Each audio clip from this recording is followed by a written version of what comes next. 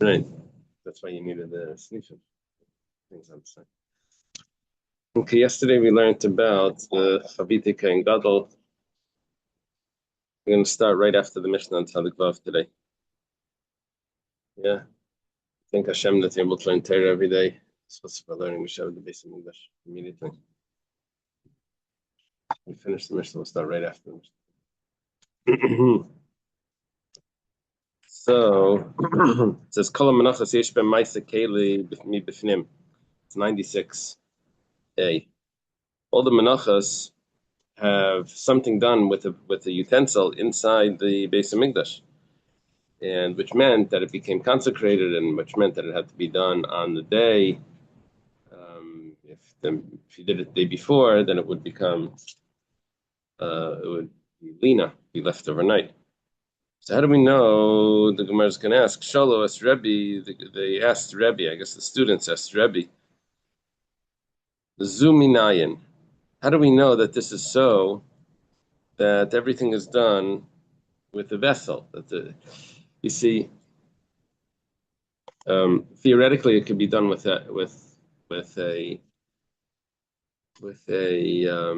vessel outside the. It could be made outside the Beis Hamikdash, without a holy vessel, and theoretically, it could be made in the Beis Hamikdash, but without a vessel.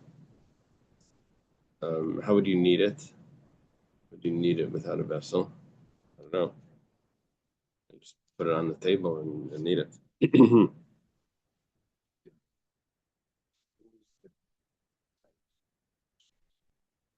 Made into loaves.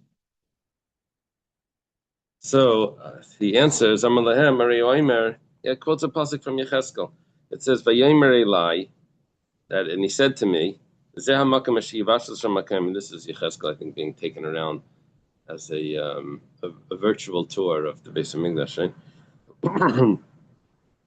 This is the place ashivashas shamakim and mesachatas v'shasham ashiyefas mincha v'vilti haitzia al achatzer achitzaina. Okay. He says, he said to me, this is the place where the Kayanim will cook the Chatas and the Asham. Asham and the Chatas, it's actually supposed to say. Where they will bake the Mincha, not to take it into the outer courtyard. Now, we have in the same pasuk, we have the Chatas, the Asham, and the Mincha. Now, just like when it came to the Chatas and the Asham, they were being cooked. The only way to cook is with the utensil. And it was being done in the Azara. So too, the mincha, dumya the chatas v'asham, the mincha is going to be comparable to the chatas and the asham. Ma asham v'chatas. Tunin keli, just like the asham v'chatas require a utensil, so mincha nami tuna keli. So the mincha requires a keli. How do we know it requires a utensil? Because it says to cook, and cooking is always done with the utensil. Okay, Amar Rabbi Yochanan. Yochanan says, you notice in the Mishnah we had a machlekes from Meir and Rabbi Yehuda, how much the loaves were folded over on the side. According to one opinion, they were folded over 2 tvachim. According to one opinion, 2.5 tvachim. It says that the shulchan was 10 tvachim long, 10 tvachim by 5 tvachim. Then it was folded over. It was put on the width, the lechem upon the bread was put along the width, not along the length. So if it was 10 tvachim and it was put along the width of 5 tvachim, then you would have 2.5 tvachim on each side that was folded over. Yeah. According to the other opinion, it was the shulchan was the shulchan was 6 tvachim. Right, that was the machlekes. Shulchan was 6 tvachim long. Therefore, when this was put on it, it was only folded over. It was put on the width. It was only folded over 2 tvachim. 10 tvachim on the 6 tvachim. 2 tvachim on each side would be a total of 10. 6 plus 2 plus 2 is 10. So Rabbi Yochanan according to the opinion that says that it was 2.5 tvachim that was divided, that was folded over. That's the opinion of Rabbi Yehuda, according to Rabbi Yehuda, Nimtza comes out, Shulchan, Mekadesh, Chamisha Setvachim Lamaila. Usually the vessel consecrates what's inside it. What are you looking for? Yeah. So the height of all of these loaves going up 2.5 tvachim times 6, 2.5 tvachim times 6 is going to be 15 tvachim, right? Because times 4 is going to be 10. 2.5, 2.5, 2.5, 2.5. 10. Plus another 2 is going to be 5. It's going to be 15 tvachim going up. So the shulchan is going to consecrate the breads going up 15 tvachim.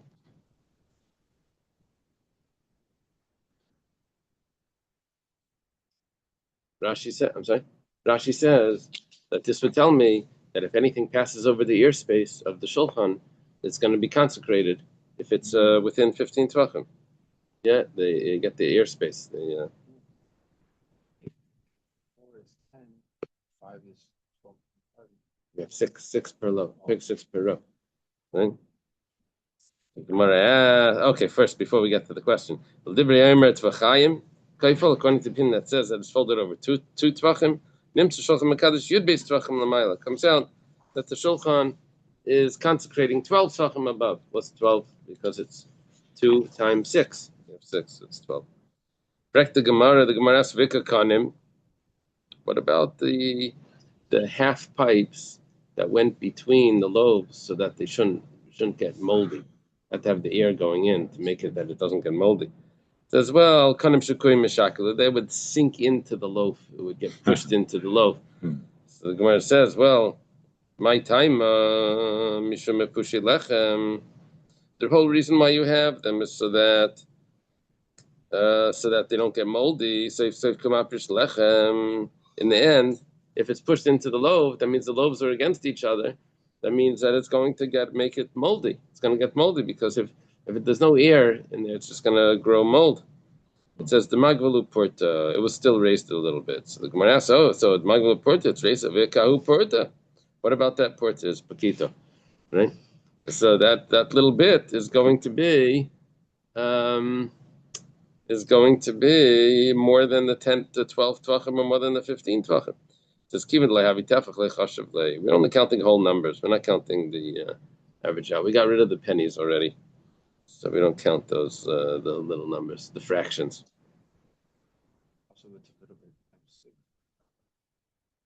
A little bit times 6 would it add up to a whole tefa? I guess what it's saying is that even that didn't add up to a tefa. That's what it means. Even yeah.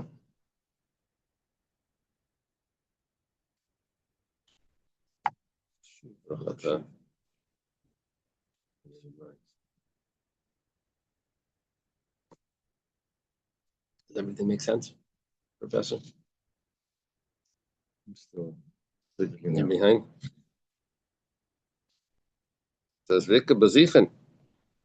What about the spoons? Those would be even higher.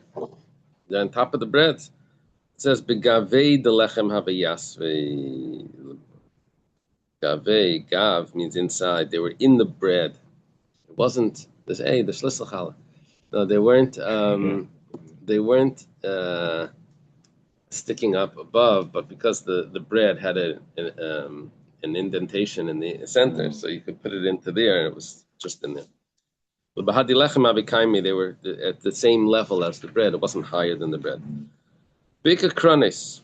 Okay, now I don't know what the Gemara is asking. If the Gemara is asking, there are corners. I think it means there are corners of the bread. The bread had corners, and so that would be a little bit higher. It says kronis l'gavid lechem kayaflu. Just don't worry about that. The corners, they were. It shows a picture of the corners there. Yeah. It's like a different shape. Yeah. So it was folded over. Besides up, it was on the corner. It folded in a little bit. It says, well, that was folded into as well. Kornes legabi lechem kayaflu, v'lechem aleyu nachlei. And the bread was resting on those corners, so it didn't make it go any higher. Okay. Now the Gemara says, Vika miskarta. Okay, now we turn to the shulchan itself. It was part of the shulchan was something called a miskeres. Miskeres is a rim. Vika miskarta, there's the rim of the shulchan. And if there's a rim on the shulchan, that means that it may be lifting up the bread. The shulchan was the rim of the shulchan, it says, was one tefach. So it lifted up another tefach. Because the edge of the bread would go up one more tefach. Because it's on the rim. The table had a rim. The Gemara says, "Miskarta, vika miskarta." The Gemara answers, "Commandam miskarta lamatai." So there's actually machlekes where the rim of the shulchan was. Do we say that there was a tabletop, and like you have a tray, and on the tray has a lip that goes around the tray so that the things on the tray don't roll off? We say that the tabletop of the shulchan had a miskeres, had this rim that went around it. It was sort of like a tray, so it had the rim. Or do we say the opposite? Or do we say that the legs of the shulchan had a rim that went around the shulchan, sort of like a support around the legs that would support the shulchan, that supported. When you add an extra beam around the legs, it makes it more sturdy. And then you would put the tabletop directly on top, and the tabletop would be flat. So if you say that miskarte lamailai, so that the rim was above the table, so then you have a problem that the breads maybe are going to be sticking up. So we said, we're not going by that opinion. We're going where the rim was underneath the tabletop. And then the tabletop just went straight on top of it. Yeah. So then there's no problem with the measurements that we gave before.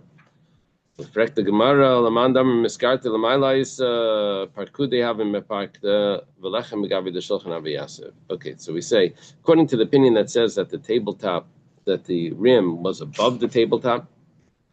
So then, what are we going to do? So we say like this: parkude meparkida. It was bent. Yeah, praktan means not standing straight. It was leaning outwards. So in other words, even though it was on the tabletop, but the breads could still fit directly there. The breads could still fit it was leaning outwards. Like a tray, sometimes it's leaning, it's going like this. It's not going straight up. So the bread weren't resting on the miskeres. The breads were resting on the inside of the miskeres. Right. So which meant that it was able to reach the table. No, according to the second opinion, that they're on that the tabletop, that the rim is on the top of the table. It was, even according to that opinion, it was still bent outward. Yeah. The shulchan have a yosef, and the bread was resting on the table. Kidetanya, as was taught in the Brisa. Rabbi Yosi says, Loi hayasham snifim. They did not have these supports on the side. The rim of the table, the table rim, that trimming that went around, which was a one tefach tall, that was supporting at least the lower breads. Amrulai said back to him, that wasn't even on the top, that was underneath. I mean, as we know, there's a machlekes about that. Okay. Yeah, the way it understood it first, and then the way it understands it later. I know. The first one is being retranslated by the third one. Yeah.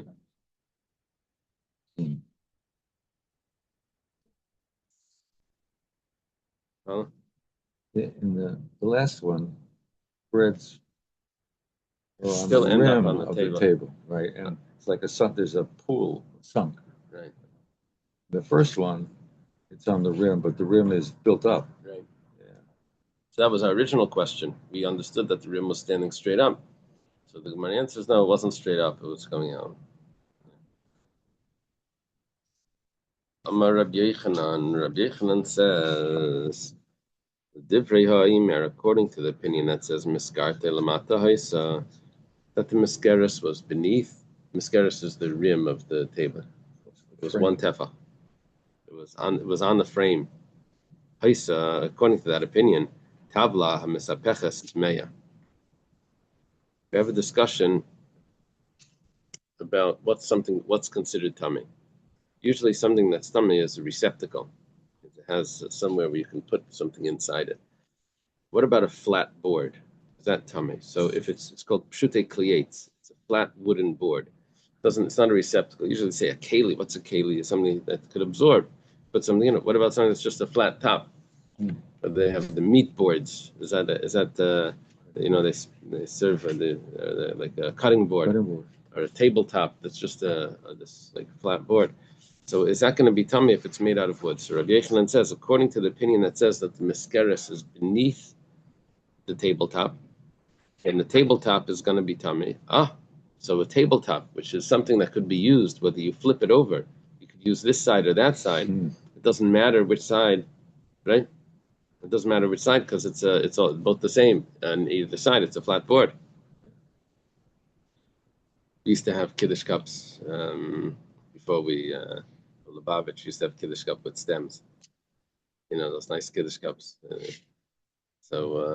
Always when you would turn it over, there was like a little cup on the bottom. So my older brother would tell me, the top is for fleischiks and the bottom is for milchiks. Because inside, there was like okay. The table was made out of wood. The table was made out of wood. Yeah. It's covered in gold, but it was made out of wood. Yeah, but it doesn't have to do with. It doesn't have to do with absorb. What do you mean absorbing? Absorbing what?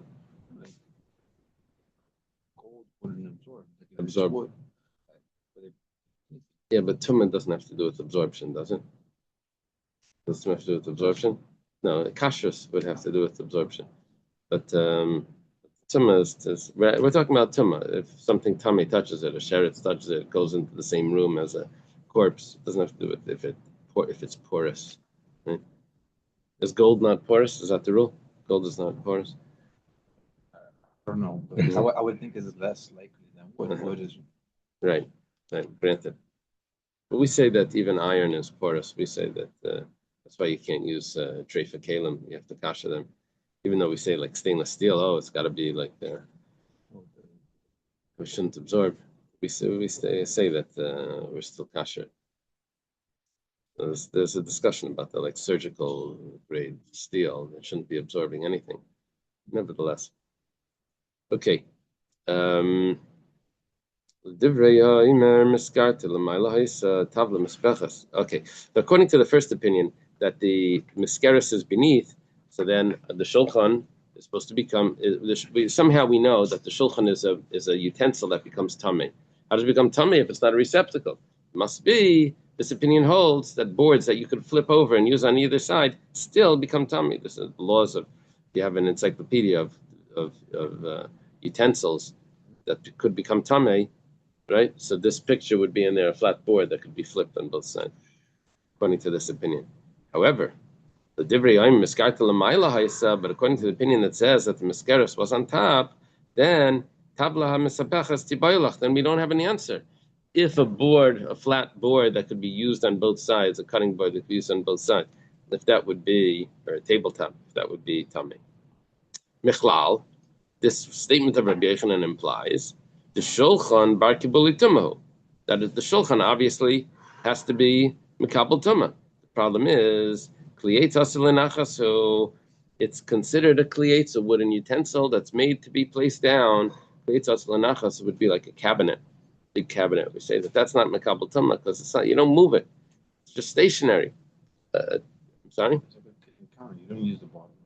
Right.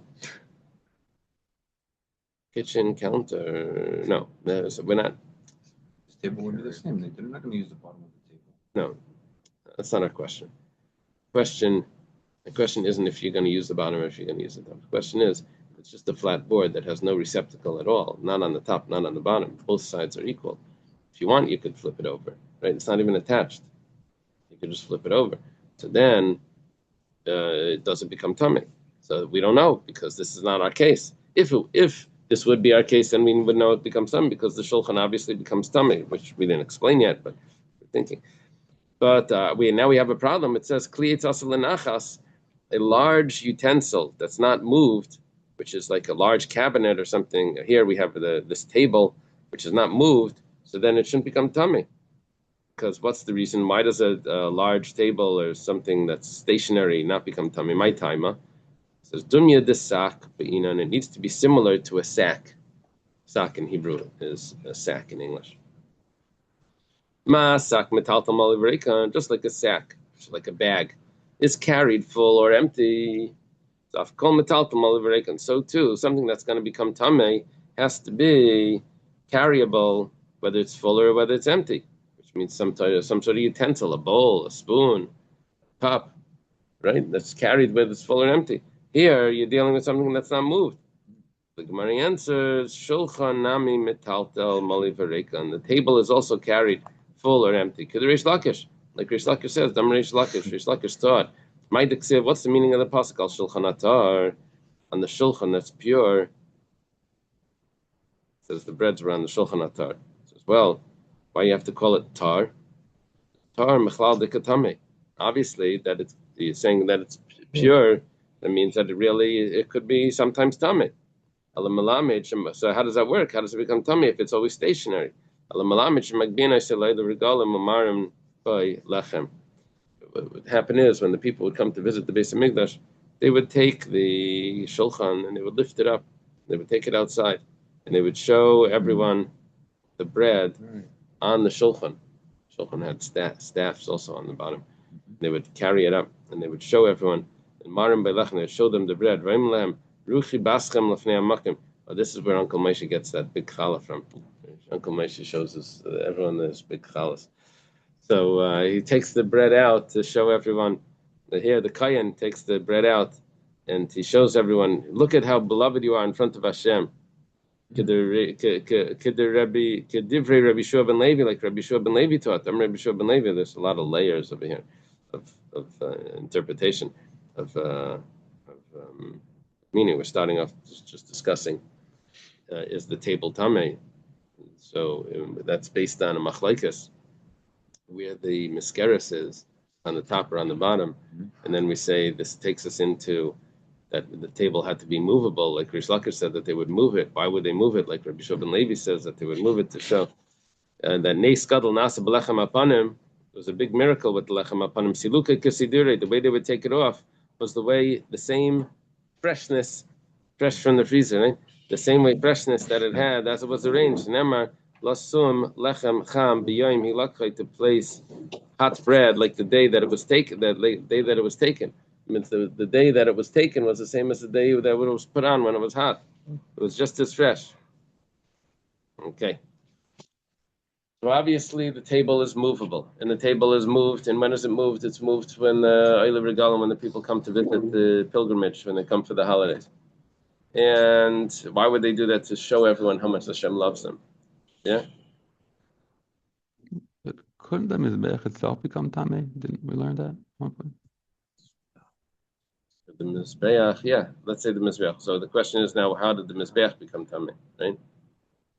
The Mizbeach maybe is metal. Metal becomes tummy differently. Here we're dealing with wood. Yeah, maybe that's the answer.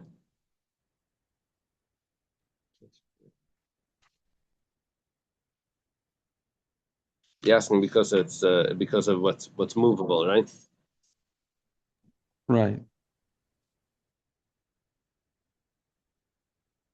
Maybe there's a difference between if it's wood or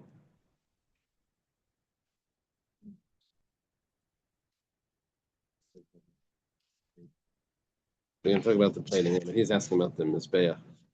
Yeah. It's metal.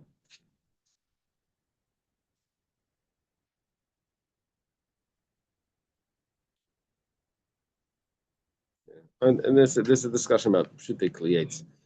Wood that's doesn't have a receptacle. Does it become tummy? So we said that's a question. We said, but how could it be tummy anyway? You don't move it. So for that we said that you do move it. Okay. Now the Gemara asks, why are you to ask me about if wood it becomes tamei? This is covered, it's plated. Right. It's covered in gold. Milay Tanan. We have a Mishnah. Masechtas Kelim HaShulchan VaDulvaki. Dulvaki was like a leather tablecloth, I think, a leather eating mat. Shenifchasu, that got holes in it. Shechipan b'shayish. Let's say it was covered with. Let me just see shenifchasu. The dalid.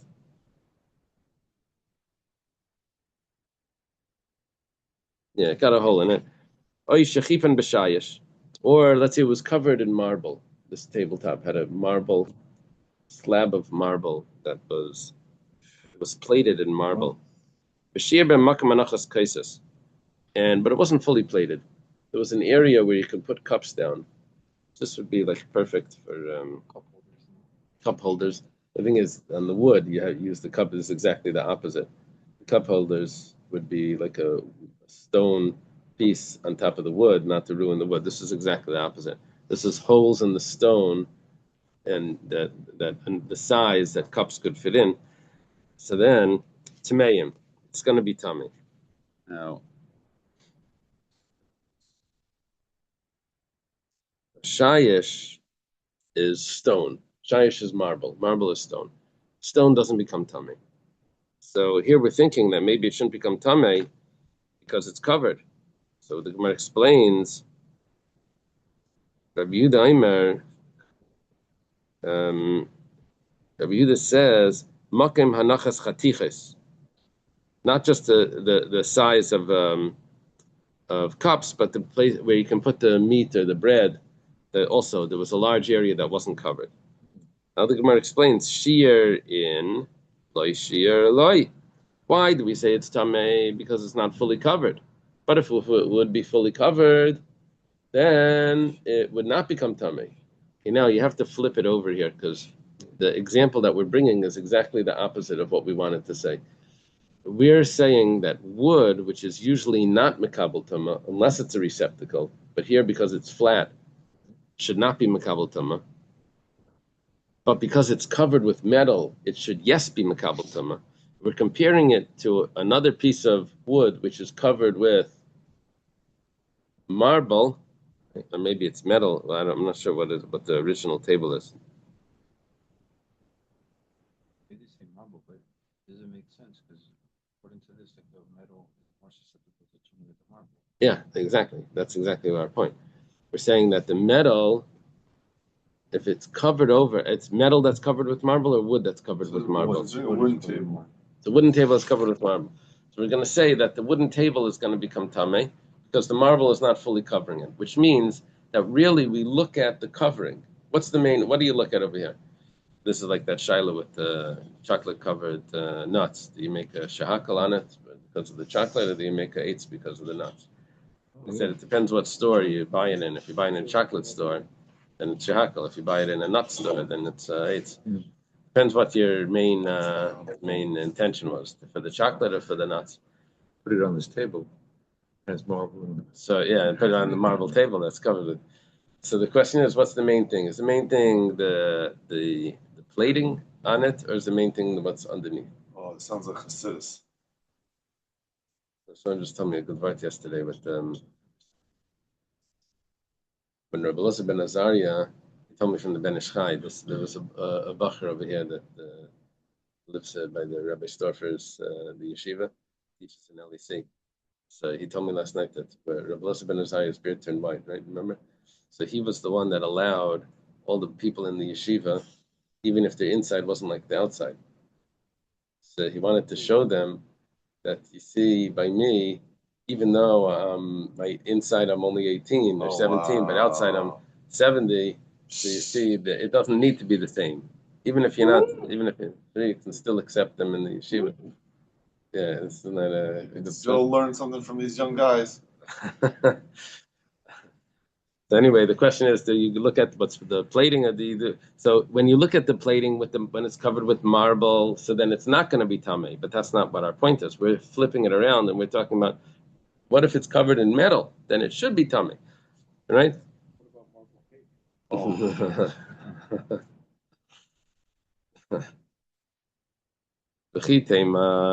Maybe we can say, kan b'tzipa yoymed, kan b'tzipa sheina yoymed.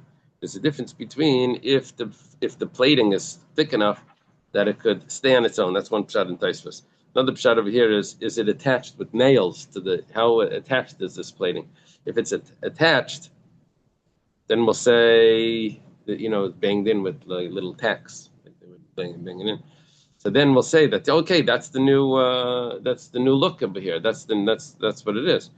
But maybe the shulchan wasn't covered with, wasn't attached, the plating, and maybe that's why it's, we have this discussion about if it's tummy, or if it's tummy that you have to move it or whatever. Problem is, but Rish Lakish asked Rabbi Yochanan, "B'tzipa yoimed or b'tzipa she'eino yoimed." That case before, when we had the table or this mat that was covered with marble, was that what type of covering was it? Was it attached or was it not attached? Other pshat and taisus. Was it thick enough that it could stand on its own, or was it just very thin? You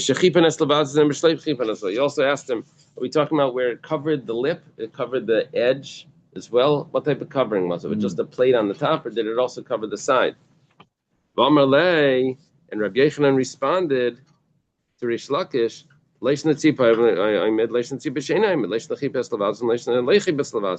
which means that it doesn't matter. The covering is the covering, and you were going to follow the plating. We're going to follow the covering. That's going to be the main thing. If something is plated, you follow the plating.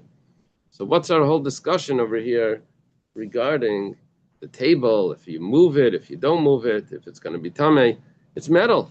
It's covered in metal, and we follow the plating. We go after the way it looks on the outside.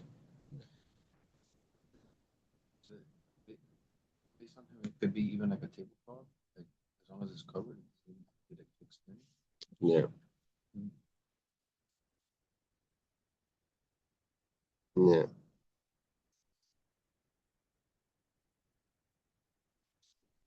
Where it says, maybe we can answer like this. Here we're dealing with very special wood, acacia wood. The wood that the giraffes eat the leaves, they reach to the acacia. But so maybe this is chash of a wood. Well, it's the mahogany, right? Some fancy wood, and that's why it's not bottled to the. It's not bottled to the casing, to the plating. So that's why our whole question was: is it movable? Is it not movable? That's why we're having this discussion. The Gemara says, "Hani chalareish lakish damar leishanu ela bekeli ach salugas habam medina sayam." You have to show me in the Quran the way he translates this.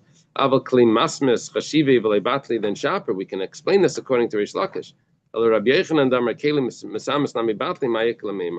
to Rabbi Yochanan, it says it doesn't matter how important the wood is. Let's take a look what these materials are. Wow, it's a beautiful tree. That's a acacia tree. That's it looks like the the royal poinsettia, those trees, the pretty flower on top. Right. See that? That's what the acacia tree looks like without the flower.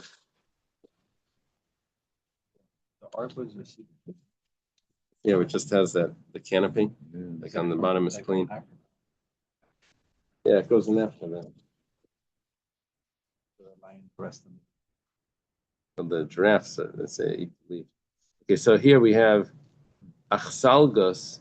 The word appears throughout the Talmud with various spellings, and its meaning remains unclear. Okay, apparently it derived from the Greek. I don't know how to read an X in Greek. Aziologist, aziologist. It's Oh yeah, in Greek. Archaeologist, meaning important or noteworthy. If so, it does not refer to a particular type of tree, but rather serves as a generic term for quality wood.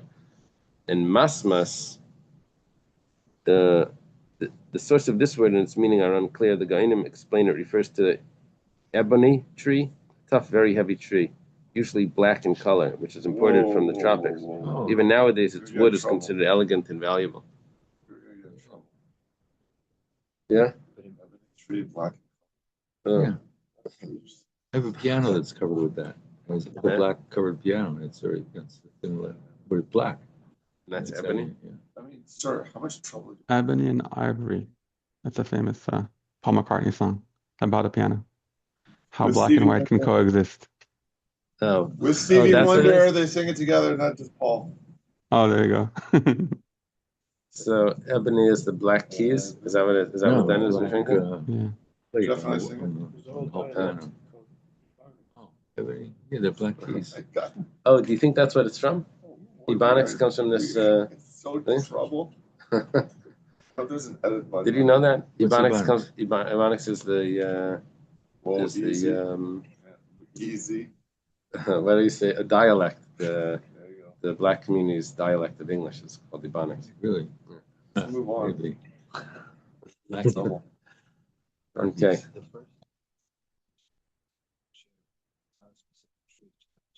Oh, maybe. Right. Interesting. I was listening to a lecture on grammar. The professor was saying how the Ebonics has a certain tense that the rest of English doesn't have, called the habitual tense. You ever hear this? It says because they could say he be walking, and that means that he habitually walks. He typically walks. He be walking. It said that we don't have that in our. So like they have certain things that are more advanced than. Anyway, okay. In Hebrew, you have the yud. Rashi tells us sometimes is a habitual yud. It's really a future tense, but it's a habitual. Kacha yasa Eiv. Eiv would always do this, right?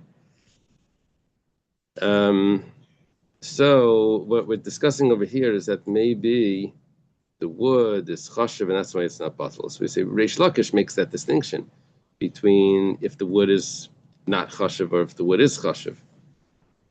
But if it's ebony wood, however, ebony or ebony, what's that? Ebony, yeah, ebony. El Rabbi Yechanan Damar Kli Misamis Nami Batli, but according to Rabbi Yechanan, it doesn't make that distinction.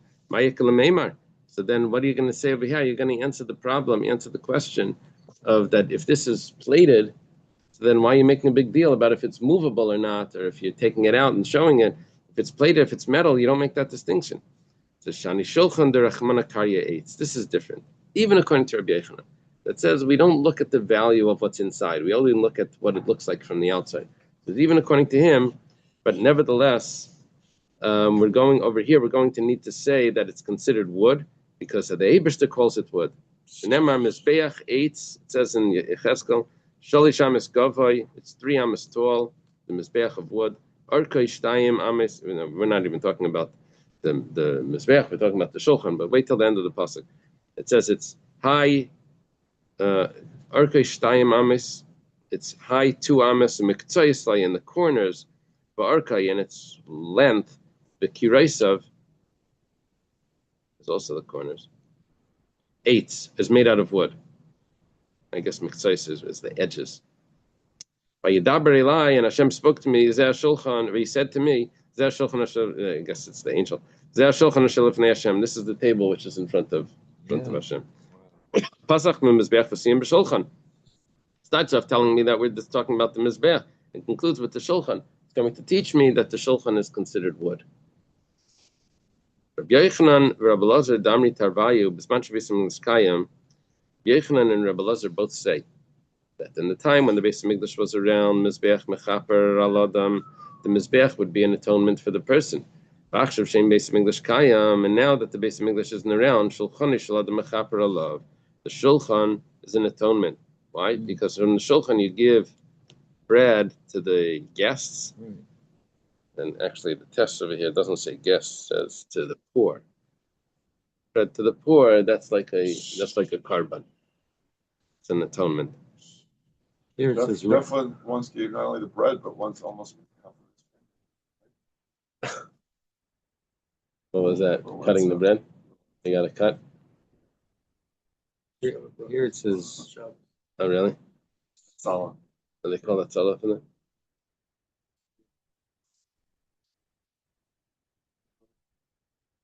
He gives his all in. Guess is from Rashi and the pour is Was it from a sharp knife? Shuba.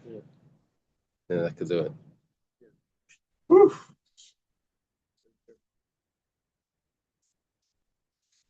You put it in the Shabbos bread slicer. To get a Shabbos, you have to invent the Shabbos bread slicer. Yeah. Everybody else was hanging out, but everyone kept out of eating. What are they supposed to do? Just. Says about this kiddush where someone collapsed. You know, this by the kiddush, people wait, they get the food, they push, they thing. Yeah. Anyway, someone collapsed at the kiddush, an older man.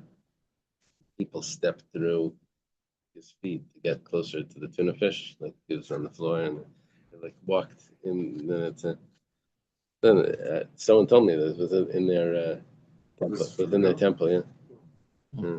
I saw that in the health food store once. One of my students collapsed. People just walked over him in order to get their produce. Wild. They figured he'd get up sooner or later.